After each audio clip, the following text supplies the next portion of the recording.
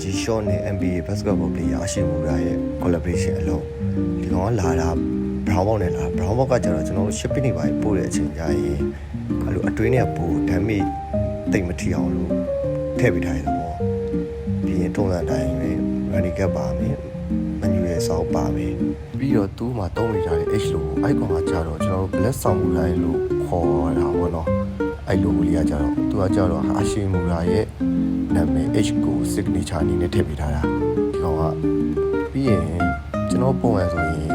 အနားကြီးအတွင်းထဲမှာအိတ်ကဆိုရင်ကျွန်တော် plastic နဲ့ပဲလာတာများတယ်အခုကဒီကောင်ကပိတ်စာအိတ်နဲ့ကတော့ရိုးရှင်းရှင်းပဲအနက်ပေါ်မှာမှာ player ရဲ့ signature H logo ပါမယ်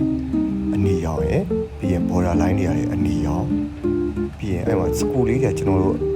Aki school လေးဖြစ်သွားပြီကျိုးကလည်း reason ကျိုးနဲ့ပဲပုံမှန် reason ကျိုးနဲ့ပဲလာမယ်ကျိုးထိုးတဲ့ student ဘောမှာကျတော့အရှိမူရာရဲ့လက်မှတ်ထည့်ပေးထားတယ်ဒီကောင်လည်းအနီးပဲတုံးထားတယ်ပြီးရင် package ကကျတော့ဒီကောင်က reason ဟိုမှာ signature ဖြစ်တဲ့ H logo ပါမယ်နောက်ဆုံးအနေနဲ့ကတော့အတွင်းထဲမှာ Thailand ပါမယ်